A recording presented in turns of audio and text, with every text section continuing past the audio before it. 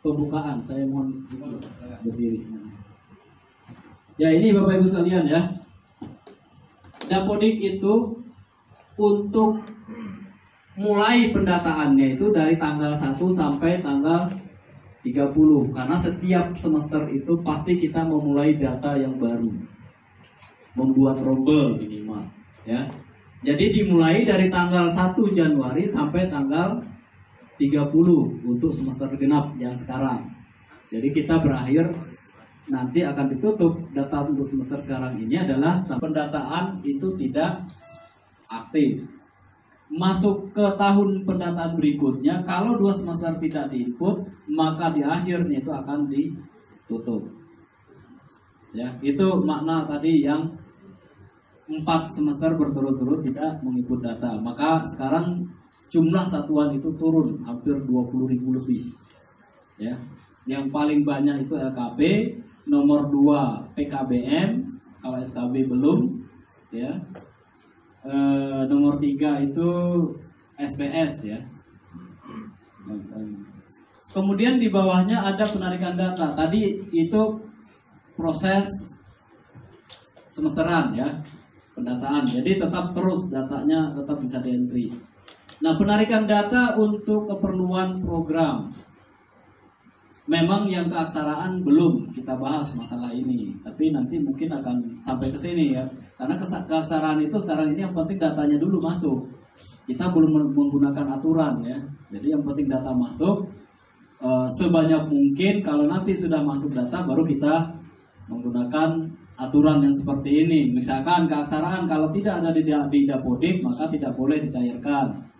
Atau misalkan yang kita anggarkan itu adalah yang masuk di Dapodik. Ya, sama dengan kesetaraan juga dulu begitu ya. Tapi sekarang sudah mulai ini penarikan datanya itu per 28 Februari untuk kesetaraan yang di bawah ya.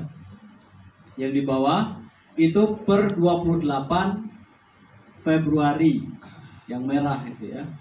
Jadi dimulai dari 1 Januari sampai 28 Februari, hanya 2 bulan waktunya. 2 bulan kalau di semester genap mungkin nggak terlalu repot. Kami paham itu. Kami tahulah cara kerja operator itu ya. Istilahnya ya kami sendiri kalau disuruh entry kami pernah tes satu instrumen itu bisa 15 sampai 30 menit satu siswa. Belum lagi kalau tulisan orang tuanya yang di kan ada form ya. Form itu yang kita pindahkan ke komputer, yang form itu yang tulisannya Arab bukan gitu kan, Cina juga bukan gitu kan. Membacanya agak ini ya.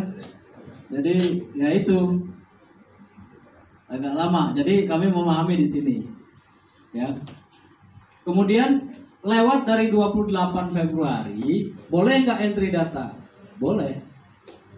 Sekarang di entry data silakan, nggak masalah.